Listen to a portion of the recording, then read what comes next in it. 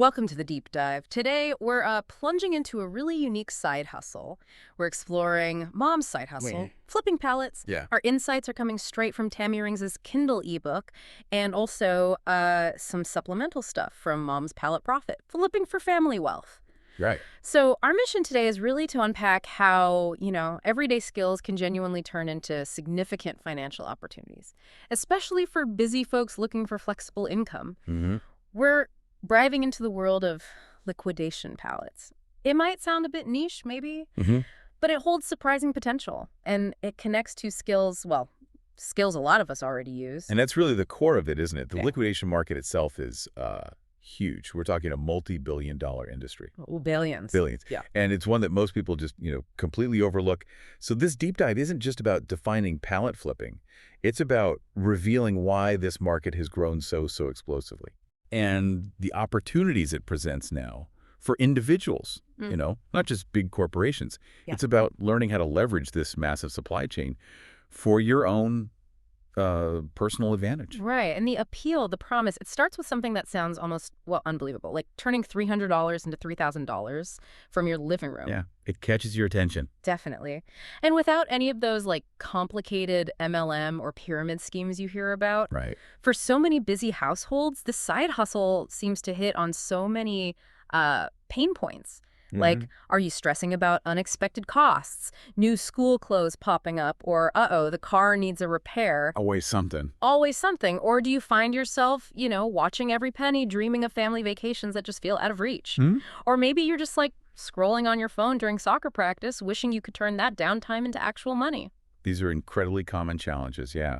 And the promise of a solution is, well, it's very attractive. The book actually shares some pretty powerful real-world success stories. Oh, yeah. Like, Well, take Jennifer, for instance. She apparently started with just a $300 pallet. Just wanted to cover her kids' sports fees. okay, yeah. Relatable. Totally. Now she's generating like $4,000 a month, covers all the family activities, saving for vacations. Wow. That's a jump. Huge jump. Then there's Sarah. She left her corporate job, needed flexible income. Now she makes more part-time from home than she did at her office job. Seriously. More. Yeah. And Maria, single mom, she's a nurse, she added, get this, $3,200 a month to her budget. Just gave her that much-needed breathing room. That's life-changing money for a lot of people. Absolutely. And the key insight from their stories, what the sources really emphasize, it's simple. They started before they felt completely ready. That's interesting. They just jumped in. Pretty much. Those stories are incredibly inspiring, definitely show what's possible. But for someone new to this, what's the most common hurdle they'd face right away? Especially if they don't feel ready, That's a really good point. Because you mentioned this isn't passive income. It needs actual work. Exactly. And that's often the first hurdle. Yeah. Overcoming that perception that it's too hard or requires too much. The truth is, yeah, it does require dedication. Yeah. You'll need to, research products, take good photos, communicate clearly with customers, handle shipping items, that kind of thing. Right. However, the critical part, the reason it works for so many, is that you're doing it all on your schedule, from your home. Ah, the flexibility. That flexibility around family life, that's the key. So the risk isn't really in starting unprepared. It's maybe in not starting at all because you're waiting for perfect. Got it. Okay, so let's get into the nuts and bolts then. What exactly are liquidation pallets? Okay, so think of them as like the ultimate treasure chest, maybe, of merchandise that big retailers need to offload fast. Offload, why?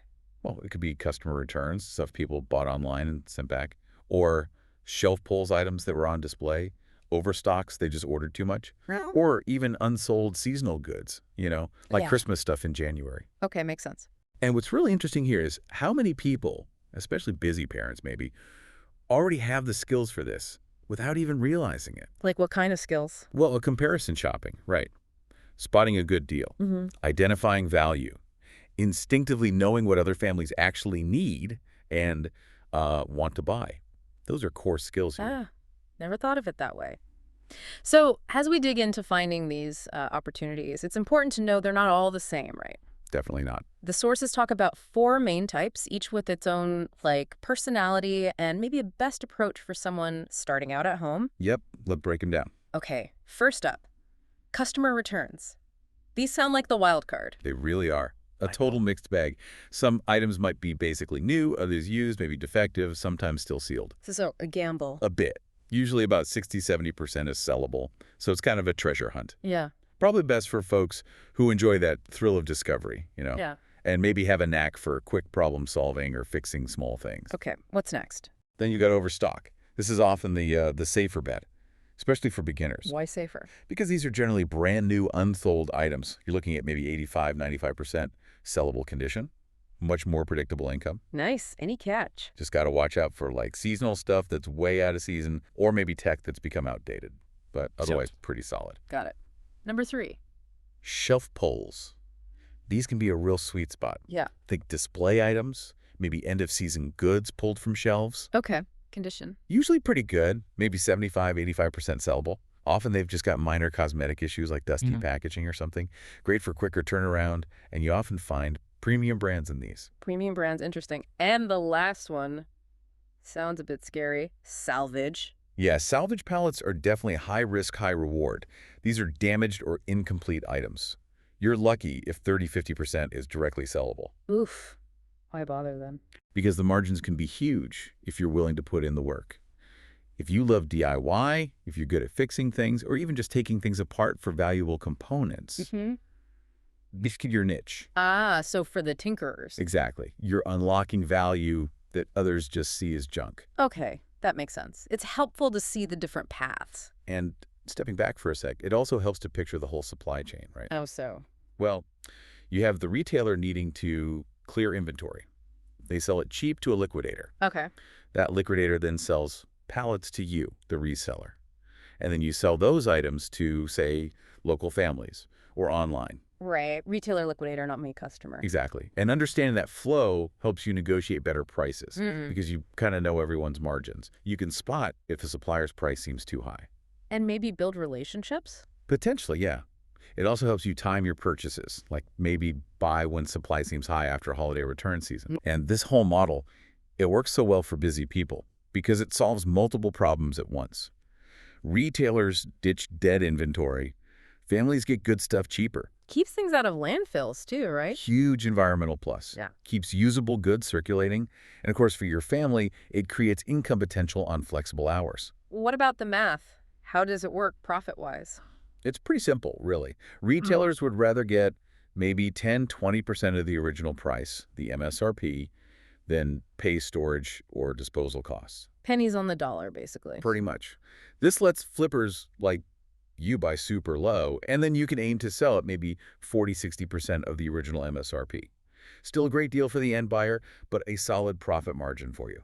It's a win-win that fits around, well, almost any schedule. Okay, that sounds really appealing, but I bet there are some myths floating around this whole thing. Oh, absolutely. Lots of misconceptions. Let's bust some of them, like maybe the biggest one. Everything in those pallets is just junk. Right. Total myth for the most part. Reality is many pallets, especially the overstock or shelf pull ones, can have 70% or even more retail-ready stuff inside. Returns are more variable, sure, but definitely not all junk. Okay. What about its passive income? Sit back and watch the money roll in. If only.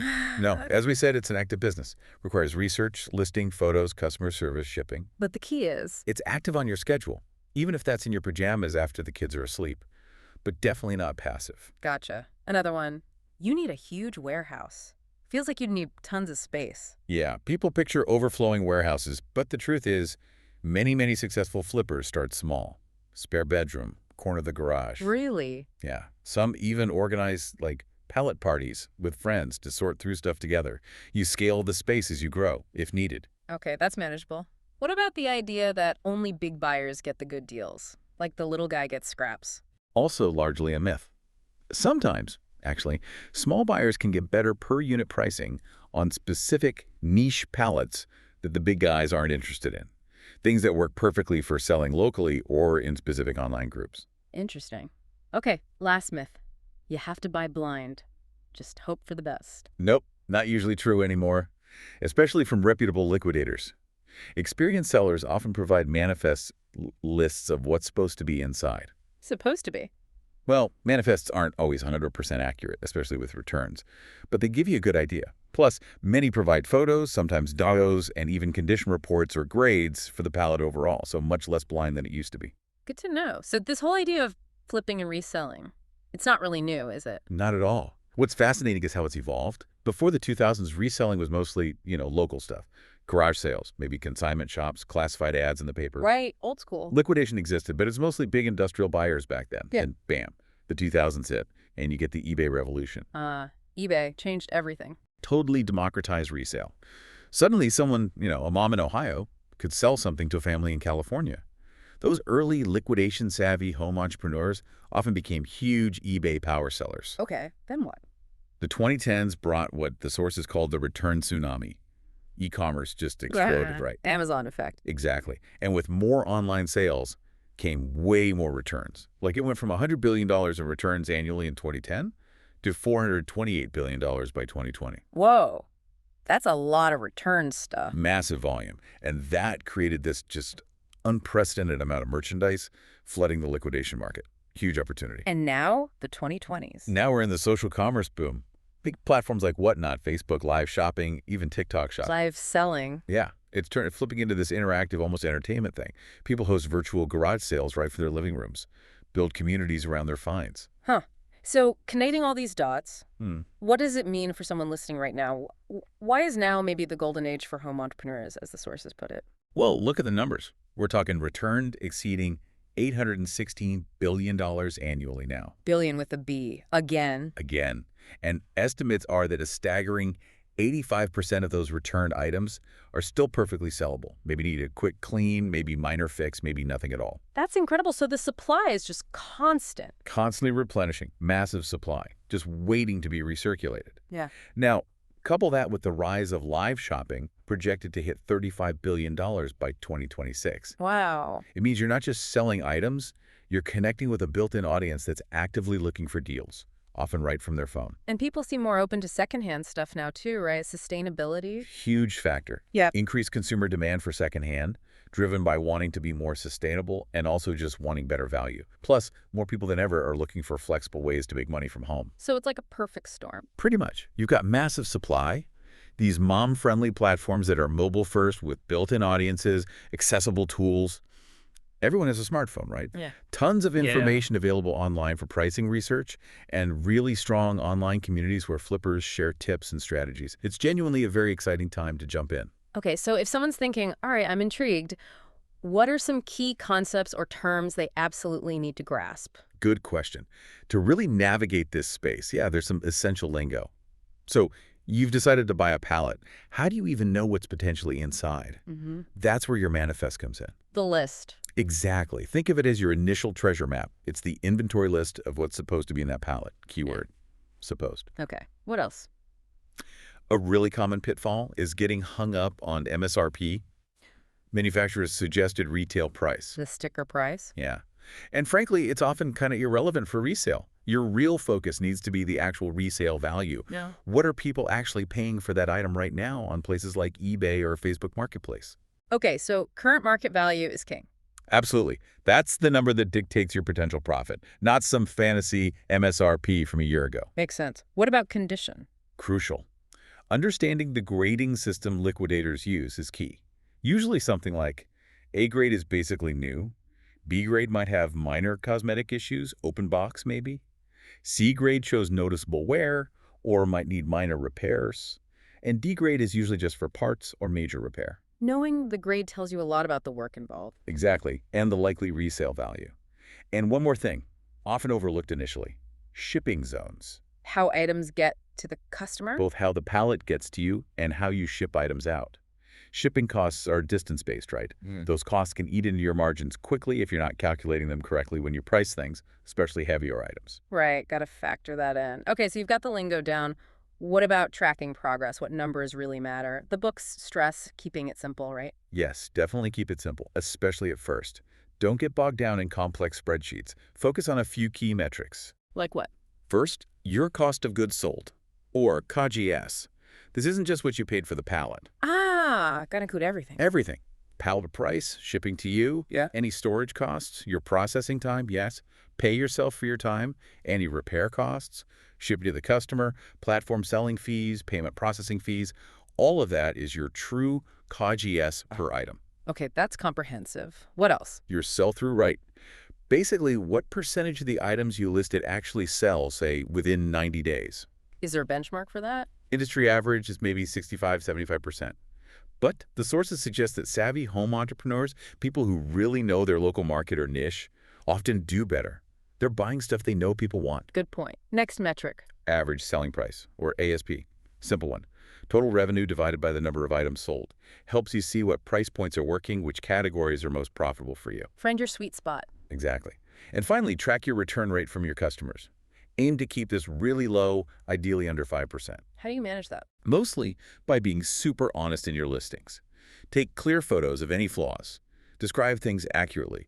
Underpromise and overdeliver a little. Happy customers don't return things often. Okay, honesty is the best policy, even in flipping. Got it. Absolutely.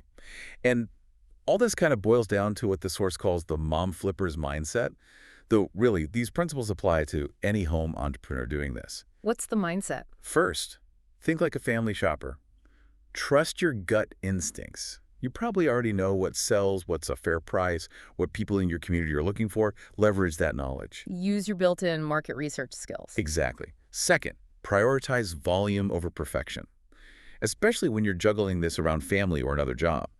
Getting items listed and sold quickly often beats spending hours making one listing absolutely perfect. Speed and consistency can win. Don't let perfect be the enemy of good or sold. Precisely. Third, make data-driven decisions. Yeah. Use that simple tracking we talked about. While your gut feeling is valuable, looking at your actual numbers, COGS, ASP, sell-through, helps you refine your strategy, scale up, and avoid repeating mistakes. Let the numbers guide you. Yeah. And lastly, adopt a really customer-centric approach. Think about the buying experience for your customer. Respond quickly, ship promptly, package things nicely. Happy customers become repeat customers, and they tell their friends. Word of mouth is huge in local markets. Build that reputation. Build that trust. It pays off. Wow. Okay, what a deep dive this has been. We've really unpacked a lot here. The incredible potential for flexible, pretty significant income from home. Yep. Leveraging skills many people, especially parents, already have. And tapping into this, well, frankly, enormous and growing market. It really does seem like the secret, like those stories showed, is often just starting. Just taking that first step, even if it feels a bit uncertain. And this whole conversation raises, I think, a really important final thought for you, the listener, to maybe consider. Oh, what's that? If everyday challenges, things like managing a family budget meticulously or having that eagle eye for spotting a good deal to store, if those skills can actually be monetized and leveraged in a multi-billion-dollar market like liquidation, what other everyday instincts or perhaps unconventional skills are we all potentially overlooking right now? What other hidden pathways might exist to financial freedom and entrepreneurial success in this constantly evolving economy we're in? Something to think about.